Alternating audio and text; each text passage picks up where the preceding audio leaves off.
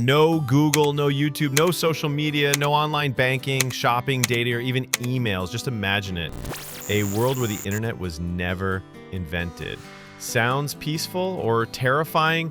In this alternate timeline, the world moves slower, information travels differently, and the global balance of power shifts. Some things improve, others collapse, and everything from politics to pop culture changes. This is the world that could have been if the internet had stayed locked inside a research lab. Chapter 1, The Silence of the Screens. Without the internet, the very rhythm of modern life changes. Your phone, just a phone. No notifications, no messages buzzing in the middle of the night, no dopamine hits from likes or shares. Social media doesn't exist. Facebook is a forgotten idea. Instagram never leaves a sketchbook. Twitter is just a sound birds make. There's no 24/7 digital noise. No online gossip, no memes, no viral trends. Instead, communication moves slowly. Letters, landlines, newspapers. If you want to connect with someone, you call them or wait for a postcard. The world is quieter, but also more fragmented. In our real timeline, the internet created a global village. Cultures blended, news spread instantly, trends jumped continents in minutes. But without it, the world stays siloed. You don't hear breaking news from across the globe unless a newspaper decides to print it. Cultures evolve separately. Borders matter more. There's no TikTok star from Nebraska dancing like someone in Seoul.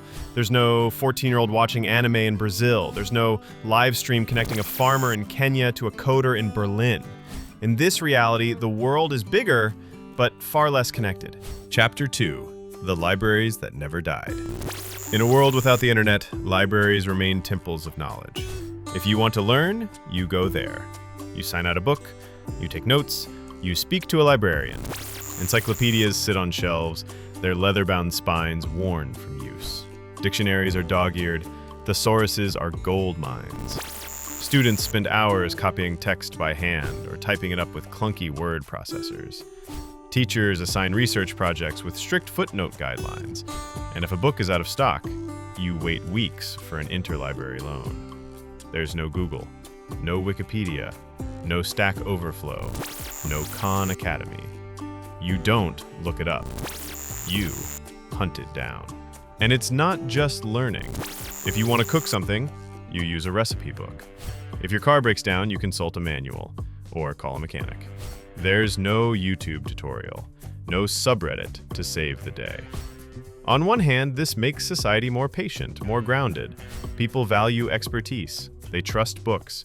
They rely on community. But on the other hand, it restricts access.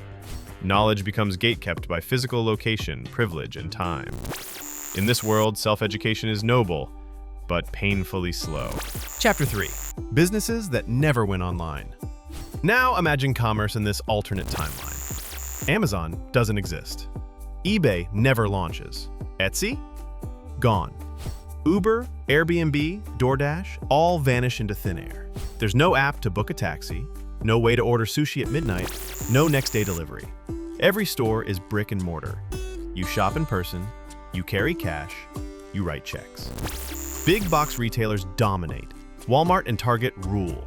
Small businesses have no online marketplace to thrive on. Artisans can't reach global buyers. Everyone is tethered to their local zip code. And advertising? It's primitive. No personalized ads. No cookies tracking your habits. Just billboards, magazine spreads, and TV jingles. On one hand, there's less surveillance, less corporate manipulation. People aren't bombarded by product suggestions, but on the other hand, businesses grow slowly. Innovation is regional, and opportunity, especially for people without big budgets, is hard to scale. The entire startup boom of the 2000s never happens. Silicon Valley still exists, but it looks more like an engineering town than the center of modern capitalism. There are no dot-com billionaires, no influencers, no affiliate marketing, no dropshipping, no crypto. In this world, if you want to sell something, you open a store. Literally. Chapter 4. Governments still in control. Without the internet, governments retain far more control over public perception. There's no social media to expose corruption, no citizen journalism, no live-streamed protests, no leaked documents going viral. Everything you hear about your country or the world comes through the official channels, TV, radio, and newspapers, most of which are owned by powerful elites. Movements like Me Too, Black Lives Matter, or the Arab Spring? Nearly impossible. Without hashtags to unify voices or real-time updates to mobilize crowds, organizing resistance becomes a monumental task. Whispers replace trending topics. Flyers replace tweets. In this version of history, dictators last longer. Propaganda is harder to debunk. Media is easier to control. And whistleblowers?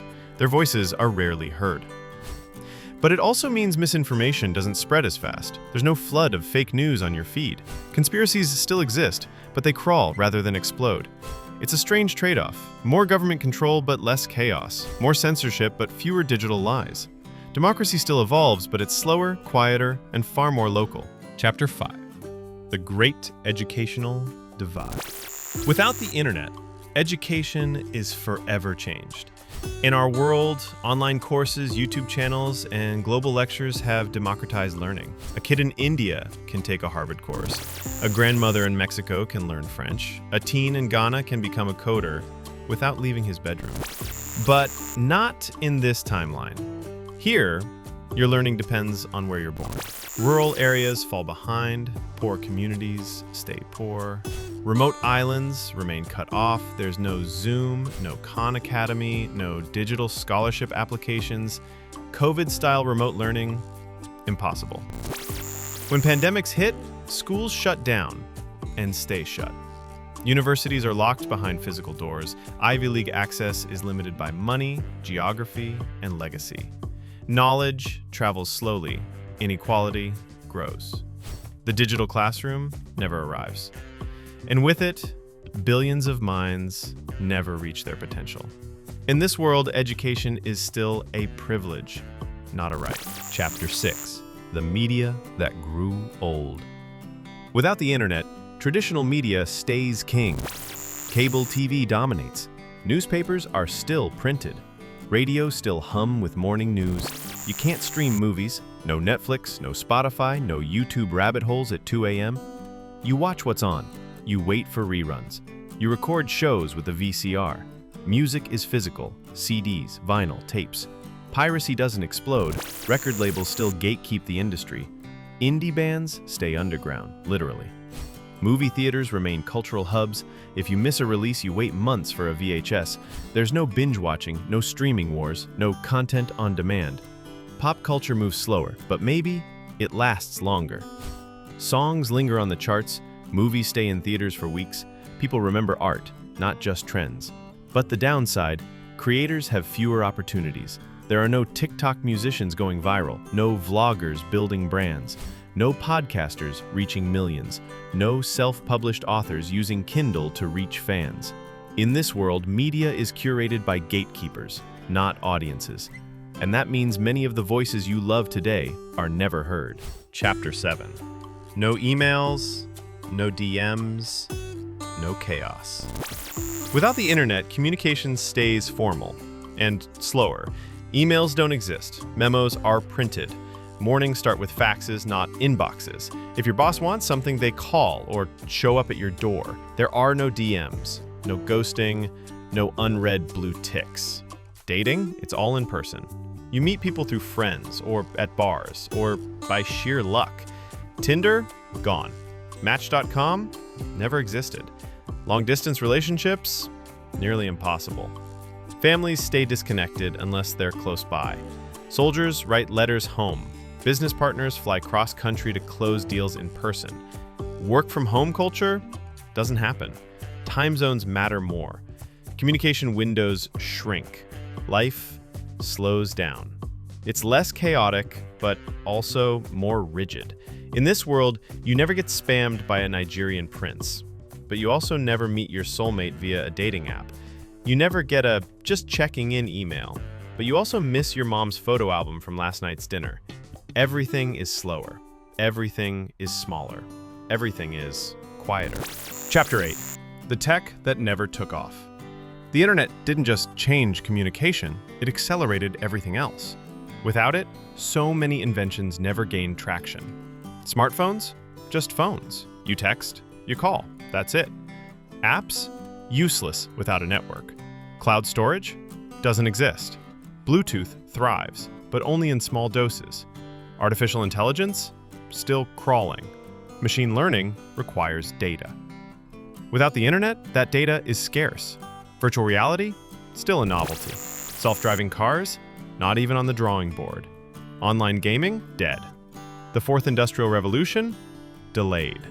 Technology still advances, but it's local, slow, and tightly controlled by a few companies. Apple, Microsoft, IBM, they still grow, but Google never exists. Amazon is a bookstore. Facebook is a dream. Tesla, a small-time battery company. In this version of Earth, progress is patchy. Some cities are decades ahead, while others are frozen in time. The internet wasn't just a tool. It was the bloodstream of modern innovation. Without it, the heart still beats, but the limbs stop moving. Chapter 9, a planet with cleaner air, but dirtier politics. Ironically, a world without the internet may be cleaner. No data centers guzzling power, no endless scrolling draining batteries, no e-waste from constant upgrades. People drive less, work more locally, print fewer screens. Digital consumerism dies before it's born. But the price of this cleaner planet? Dirtier politics. The internet gave people a voice, but also opened the floodgates to lies, rage, bots, and tribalism. Without it, that chaos is avoided. But so is progress. Movements stall, censorship thrives, facts become harder to prove, justice takes longer to arrive. It's a quieter planet, but one where power remains hidden, and truth, ironically, becomes harder to reach. Chapter 10, a world you'll never know. So what if the internet was never invented? We'd have fewer distractions, fewer scams, less burnout, less noise, but we'd also have fewer breakthroughs, less connection, less progress, less opportunity. The world would be simpler, but slower. Safer, but smaller. Calmer, but colder. You wouldn't know what you were missing, but you'd feel it in the isolation, in the stagnation, in the silence. Because in the end, the internet wasn't just a tool, it was a spark. And without it, the world might never catch fire.